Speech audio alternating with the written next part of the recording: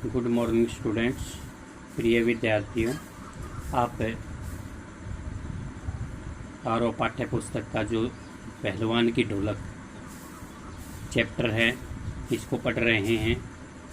इसका पहला पार्ट हमने यूट्यूब के माध्यम से भेजा था और दूसरा पार्ट जो हमने कल लाइव क्लास में पढ़ाया था आपको, उसमें आपने पढ़ा कि किस प्रकार से जो फणीश्वर नाथ रेणु आंचलिक उपन्यासकार हैं उन्होंने ग्रामीण आंचल और ग्रामीण संस्कृति का सुंदर वर्णन किया है। ठीक, ग्रामीण आंचल जो आसपास का क्षेत्र है और उसकी संस्कृति का सुंदर वर्णन उन्होंने किया है कि अमावस्या की ठंडी काली रात है, सारा गांव मलेरिया और हैचे से पीड़ित होकर काँप रहा था, चारों ओर अंधकार ही अंधकार था, आकाश में तारे चमक रहे थे और कहीं प्रकाश का नामो निशान नहीं था। गिद्दड़ क्रंदन कर रहे थे, पेचक डरावनी आवाज़ में मौन को भंग कर रहे थे और कुत्ते भौंक रहे थे। इस प्रकार चारों तरफ जो भय का वातावरण था वो छाया हुआ था। इस परिस्थिति में एक पहलवान और उसका ढोल रात की वातावरण छाया हुआ था भय का। इस परिस्थिति में एक पहलवान और उसका ढोल रात की भयानकता को चुनौती दे रहा था। उस पहलवान का नाम लुटन था, जो 9 वर्ष की आयु में ही अनाथ हो गया था, अर्थात उसके माता पिता चल बसे थे। अनाथ लुटन की 9 वर्ष से पहले ही शादी हो गई थी, क्योंकि उस समय पर बाल विवाह हो जाता था बेटा, एक प्रथा बन गई थी। बचपन में ही उसकी शादी कर दी गई थी, 9 वर्ष से पहले ही। अतः विधवा सास ने उसका पालन पोषण किया। गांव के लोगों ने उसकी सास को बहुत कष्ट दिए थे, जिसका बदला लेने के लिए लुटन सिंह ने कसरत की और एक मशहूर पहलवान बन गया। दूसरे पार्ट में आपने पढ़ा कि एक बार लुटन पहलवान जो है वो मेला देखने के लिए श्यामनगर जाता है। उसने वहाँ चांद सिंह उर्फ शेर के बच्चे को कुश्ती के लिए चुनौती दे दी है। ठीक है, और राजा साहब चांद सिंह को अपने दरबार में रखने के बारे में सोच रहे थे, क्योंकि चांद सिंह ने जो 3 दिनों में नामी गिरामी पहलवानों को हरा दिया था, तो इसके कारण से राजा के मन में उसको अपने दरबार में रखने की जो इच्छा जाहिर हुई, तो चांद सिंह को चुनौती देकर लुटन पहलवान ने एक पागल का काम किया। अर्थात लोग उसे पागल कहने लगे थे, क्योंकि चांद सिंह को चुनौती दे डाली थी लुटन सिंह ने, क्योंकि वे इस बारे में सोच ही रहे थे कि इससे अच्छा पहलवान मुझे कोई नहीं मिलेगा। तो उस चीज़ को वे सोच ही रहे थे कि इतनी देर में, इतने समय में ही लुटन पहलवान ने उसे चुनौती दे डाली। राजा साहब ने लुटन को चांद सिंह से कुश्ती करने से मना कर दिया, किंतु लुटन तो अपनी धुन का पक्का था और वह अपनी जिद पर अड़ा रहा। क्योंकि हम मानते हैं कि 3 दिनों में जो उसने पंजाब और पठान के पहलवानों को हरा दिया था, तो यहाँ सभी कुछ उसके पक्ष में था। चांद सिंह के, लुटन के पक्ष में कोई नहीं था, परंतु ढोल की जो ताल थी उसे लगातार हिम्मत दे रही थी। ढोल की ताल से ही प्रेरित होकर उसने चांद सिंह को जो है चुनौती दे डाली थी। ठीक है, क्योंकि वह पहलवान चांद सिंह जो है वो पंजाब से आया था और उसने जो टाइटल प्राप्त कर लिया था शेर के बच्चे का, तो उसे शीर्षक के आधार पे वह एक विशेष तरह का कि जो है वो दहाड़ मारता हुआ शेर की तरह से दंगल में घूमता रहता था। तो लोग उसकी जय जयकार करने लगे थे बेटा। ठीक है, अब हम तीसरे पार्ट में आज हम पढ़ेंगे बेटा कि जब वह नहीं माना तो विवश होकर के, लाचार होकर के राजा साहब ने आज्ञा दे दी, लड़ने दो। बाजे बजने लगे, उसको आज्ञा दे दी कि भाई चलो लड़ो, तुम कुश्ती लड़ो। बाजे बजने लगे, दर्शकों में फिर उत्तेजना फैली, एक तरह से साहस फैला, उत्साह फैला। ठीक है, कोलाहल बढ़ गया। कोलाहल माने होता है एक प्रकार का शोर शराबा। जो दर्शक थे उनमें शोर शराबा होने लगा, आपस में बातचीत होने लगी। मेले के दुकानदार दुकान बंद करके दौड़े। मेले के दुकानदार जो थे, मेले में जो दुकान जिन्होंने लगाई थी वो अपनी दुकान करके दौड़ पड़े। चांद सिंह की जोड़ी चांद की कुश्ती हो रही है, अर्थात चांद सिंह की जोड़ी चांद की कुश्ती हो रही है, ये सभी कहते हुए उधर चल पड़े। इधर बेटा, क्योंकि चांद सिंह 3 दिन से जो दंगल में छाया हुआ था उसकी कुश्ती देखने के लिए सभी लालायित थे, और ये कहते हुए कि उसकी जोड़ी मिल गई है और उसकी कुश्ती हो रही है, ये सोच करके सभी दुकानदार भी दौड़ पड़े। चटक धा गिरधा चटक धा धा, अर्थात मत डरना मत डरना मत डरना। इस भरी आवाज़ में एक ढोल को जो अब तक चुप था बोलने लगा था। वो आवाज़ थी, क्योंकि ढोल जो है एक साहस का काम करता है, उत्साह का काम करता है, जोश भरता है पहलवानों में। ढाक देना ढाक देना ढाक देना, अर्थात वाह पट्ठे वाह पट्ठे। ठीक है, इस तरह की आवाज़ जो वो कर रहे थे। कौन बेटा? ढोल वाले। जो बाहर ढोल बज रहा था उसकी आवाज़ थी ये। और पहले आवाज़ जो थी वो क्या थी कि बेटा मत डरना मत डरना मत डरना, अर्थात उस आवाज़ में वो ढोल बजने लगा और वाह पट्ठे ढाक देना ये दोनों उस पर बजने लगे। लुट्टन को चांद ने कसकर दबा लिया था, क्योंकि चांद ने लुट्टन को दबा लिया था। अरे गया गया, दर्शकों ने तालियां बजाई, तालियों से गुंजायमान हो गया दंगल, और वो उससे उनमें से आवाज़ आने लगी कि अब वो मारा गया, अर्थात तो वो चित होने वाला है। हलवा हो जाएगा हलवा, हंसी खेल नहीं, शेर का बच्चा है बच्चू, अर्थात कमज़ोर हो जाएगा, हार जाएगा। ठीक है, और ये सभी बातें कहाँ से आने लगी बेटा? दर्शकों में से आने लगी। ठीक है, दर्शकों में से एक प्रकार की ये आवाज़ आने लगी कि हार जाएगा बेटा अब, क्योंकि ये शेर का बच्चा है, कोई आसान बात नहीं है, तुम चित हो जाओगे, हार जाओगे। चटदा गिरधा चटदा, फिर आवाज़ आती है ढोल की, मत डरना मत डरना मत डरना। लुट्टन की गर्दन पर कोहनी डाल करके चित करने की कोशिश कर रहा था। कौन? चांद सिंह। चांद सिंह जो है वो लुट्टन की गर्दन पर कोहनी डाल करके, जो उसका अपना दाव पेच था उसको लगा रहा था, वो कोहनी डाल करके उसको चित करना चाहता था। वहीं दफनादे बहादुर बादल सिंह अपने शिष्य को उत्साहित कर रहा था। बादल सिंह कौन है बेटा? ये चांद सिंह का गुरु है, जो बाहर बैठा है, और वो क्या कहता है? वहीं दफनादे बहादुर, वही ये आवाज़ दे रहा है, अर्थात इसको वहीं पर चित्त कर दे। लुट्टन की आंखें बाहर निकल रही थी, क्योंकि पहलवान चांद सिंह भी ताकतवर था। लुट्टन की आंखें बाहर निकल रही थी, उसकी छाती फटने को हो रही थी। राजमत बहुमत चांद के पक्ष में था। राजा का मत भी, और बहुमत का मतलब है राजा के मत के साथ साथ बहुमत, बहुत से विचार जो थे, बहुत सी आवाज़ जो थी, लोगों का तालमेल जो था, वो किसके पक्ष में था? चांद सिंह के पक्ष में था। सभी चांद को शाबाशी दे रहे थे, अर्थात चांद की तरफ ही सभी बोल रहे थे। पूरा का पूरा दंगल जो है, राजा से लेकर के एक छोटे कर्मचारी तक, आम आदमी तक, सभी चांद के पक्ष में बोल रहे थे। लुट्टन के पक्ष में सिर्फ ढोल की आवाज़ थी। जो ढोल बज रहा था उसकी आवाज़ पर ही वह दाव पेच खेल रहा था, केवल वही उसका सहारा था, जिसके ताल पर वह अपनी शक्ति और दाव पेच की परीक्षा ले रहा था। अपनी शक्ति भी लगा रहा था और उस अपने दाव पेच की परीक्षा भी ले रहा था, अपनी हिम्मत को बढ़ा रहा था। ठीक है, ढोल की आवाज़ के साथ में ही अचानक ढोल की एक पतली आवाज़ सुनाई पड़ी। एक पतली सी आवाज़ सुनाई पड़ी। क्या? धाक दीना तिरक तीना, धाक दीना तिरक तीना, अर्थात क्या कह रहा था वो? कि दांव काटो बाहर हो जाओ, दांव काटो बाहर हो जाओ। ठीक है, कि दांव को काटो, क्यों? जो उसने दांव लगा रखा था दूसरे पहलवान ने, उसको काटना था लुट्टन सिंह को। तो ये लुट्टन को सफल सुनाई पड़ा। ढोल कह रहा था, दाव काटो बाहर हो जा, दाव काटो बाहर हो जा, अर्थात धाक दीना तिरक दीना, तिरक दीना, धाक दीना तिरक दीना। तो ये शब्द जो हैं बेटा, वो उसमें एक जोश भर रहे थे। उसी के बलबूते पे, ढोल की आवाज़ के बल पर ही वह अपने दाव पेच लगा रहा था और कुश्ती लड़ रहा था। लुटन को सब पर सुनाई पड़ रहा था।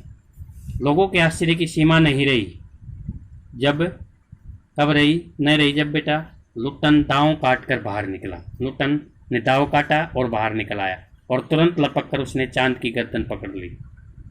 ठीक है, क्योंकि वह नीचे से दांव काट करके बाहर निकल आया था और उसने चांद की गर्दन को, ठीक है, पकड़ लिया था। वाह रे मिट्टी के शेर, आवाज आने लगी। वाह रे मिट्टी के शेर अर्थात जो अपनी मातृभूमि का मिट्टी का शेर जो साधारण पहलवान के होते हैं बेटा, उसके रूप में कहा है कि यहाँ उसका उत्साहवर्धन करते हुए लोगों ने आवाज़ दी, वाह रे मिट्टी के शेर। अच्छा, बाहर निकल आया इसलिए तो जनमत बदल रहा था। अर्थात लोग कह रहे थे कि बाहर निकल आया इसलिए तो इसकी गर्दन पकड़ रहा है, लेकिन क्योंकि अब उसके जो लोगों में एक तरफ भावना बनी हुई थी चांद सिंह के प्रति, वो अब थोड़ी थोड़ी मिटने लगी थी। जनमत, लोगों का जो मत है वो बदल रहा था। ठीक है, मोटी और बूढ़ी आवाज़ वाला ढोल बज रहा है। अब दूसरी तरह की आवाज़ ढोल कर रहा था कि चटाक चटधा चटाक चटधा, उठा पटक दे उठा पटक दे, अर्थात उठाओ और पटक दे, उठाओ और पटक दे। उसकी गर्दन पकड़ते ही ढोल की आवाज़ जो बदली और उस आवाज़ का मतलब था कि उठा पटक दे और उठा पटक दे। लुटन ने चालाकी से दाव और जोर लगाकर चांद को जमीन पर दे मारा। ठीक है, चालाकी से दाव भी लगाया और जोर लगाया और चांद को जमीन पर दे मारा। धीना धीना धिक धीना, अर्थात चित करो क्योंकि नीचे गिर गया था। अब ढोल की ही आवाज़, जो उसका गुरु भी था ढोलक ही, और उसी से उसने दाव पेच सीखे थे, अब उसी से वह कुश्ती भी लड़ रहा है कि धीना धीना धिक धीना, अर्थात चित करो इसको। लुटन ने अंतिम जोर लगाया, चांद सिंह चारों खाने चित हो गया। चांद सिंह को उसने चित कर दिया बेटा। ठीक है, चारों खानों चित कर दिया। धा गिड़ धा धा गिड़ धा धा गिड़ धा, वाह बहादुर वाह बहादुर वाह बहादुर। ये आवाज़ अब ढोल कर रहा था कि उसने उसको चारों खाने चित कर दिया था बेटा। देखना ढोल की आवाज़ से ही लुटन पहलवान ने किस प्रकार से उसे चांद सिंह के शेर के बच्चे को हरा दिया था, क्योंकि वही उसका क्या था बेटा, गुरु भी था, और उसी के आधार पे वो दाव पेच लगा करके, शक्ति लगा करके आगे कुश्ती लड़ रहा था। जनता यह स्थिर नहीं कर सकी कि किसकी जय ध्वनि की जाए। यह मंजूर ही नहीं था लोगों को कि किसकी जय ध्वनि की जाए, किसका जय जयकारा लगाया जाए, किसकी जय की आवाज़ की जाए, क्योंकि यहाँ किसने, लुटन पहलवान ने, जो संभव ही नहीं था उसको संभव कर दिखाया था। तो जनता अपने आप पे भरोसा नहीं कर रही थी कि किसकी जय ध्वनि की जाए। फलतः अपनी अपनी इच्छानुसार किसी ने माँ दुर्गा की, महावीर जी की, कुछ ने राजा श्यामानंदन की जय ध्वनि की। अंत में सम्मिलित जय से आकाश गूंज उठा, अर्थात तीनों तरह की ध्वनियाँ, तीनों तरह की जय जयकार से, क्योंकि लोगों ने, किसी ने भी यह तय ही नहीं किया कि किसकी जय जयकार की जाए, क्योंकि लुटन पहलवान के पक्ष में कोई था ही नहीं।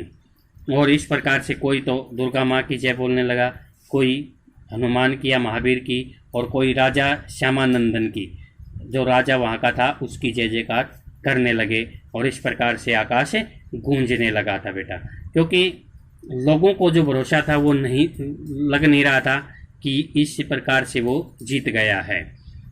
ठीक है बेटा, तो विजयी लुटन कूदता फांदता ताल ठोकता सबसे पहले बाजे वाले की ओर दौड़ा और ढोलों को श्रद्धापूर्वक प्रणाम किया। विजयी लुटन, विजयी जीत में, खुशी में।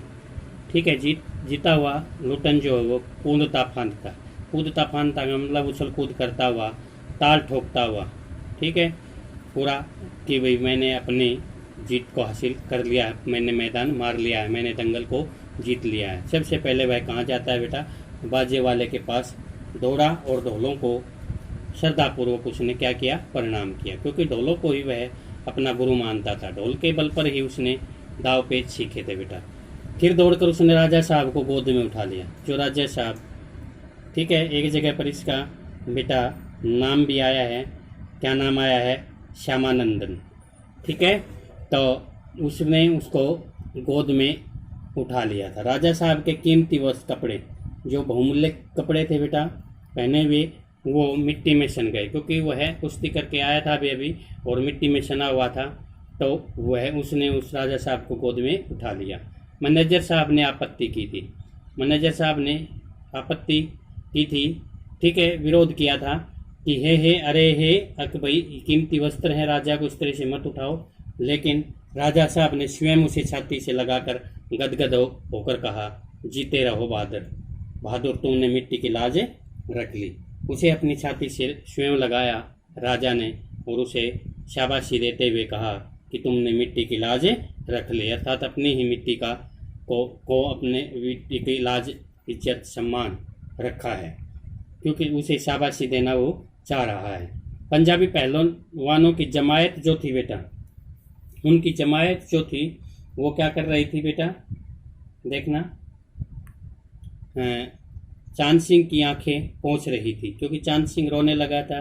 उसने 3 दिन से जो अपना रुतबा बनाया हुआ था वह आज धाराशाही हो गया था, मिट गया था। लुट्टन सिंह पहलवान ने उसको चित कर दिया था।